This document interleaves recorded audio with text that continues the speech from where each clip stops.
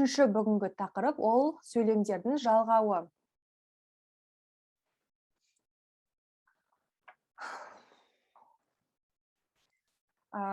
Бізде бұл үшінші тақырып connecting sentences, яғни бізде құрмалас сөйлемдер. Бізде жалпы қазақ тілінде жай екі сөйлемді алып қосқан кезде құрмалас сөйлем шығады ғой.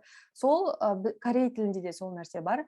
Жалпы корей тілінде екі жай сөйлемді қосудың екі жолы бар. Біреуі шылауларды, яғни үстеулерді қолдану, және, бірақ деген сияқты.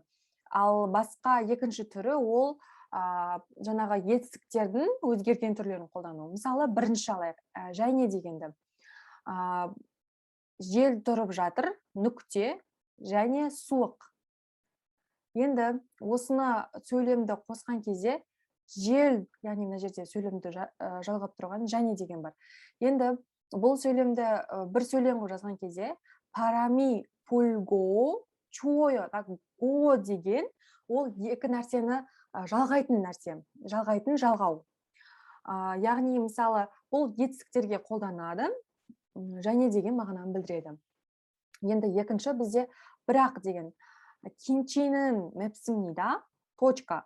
그렇지만 맛있습니다. яғни кимчи ол ащы, нүкте, бірақ ол дәмді.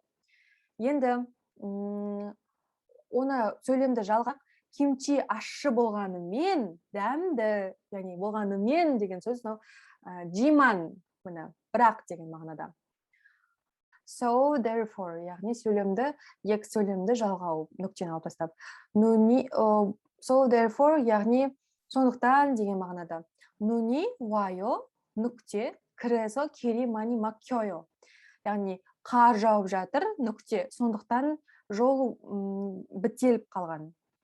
Енді осы сөйлемді нүктені алып тастап жалғайтын болсақ, 눈이 와서 길이 많이 막혀요. яғни қар жауғандықтан жол өте сондай жабық, бітеліп көп болып тұр.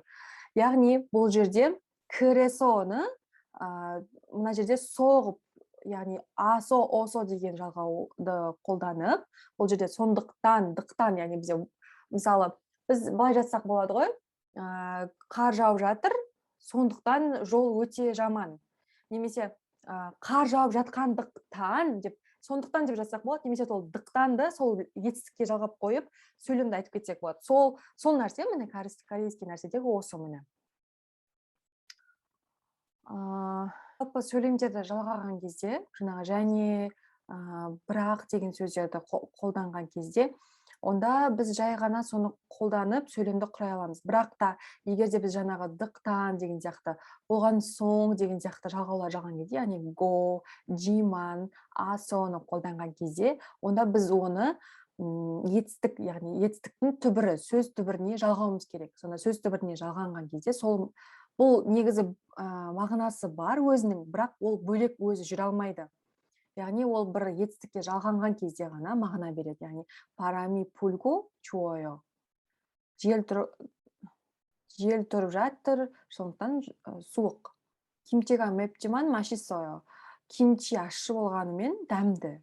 눈이 와서 길이 많이 막혀요. 눈이 와서 길이 많이 막혀요. Қар жауғандықтан жол өте бітеліп қалған.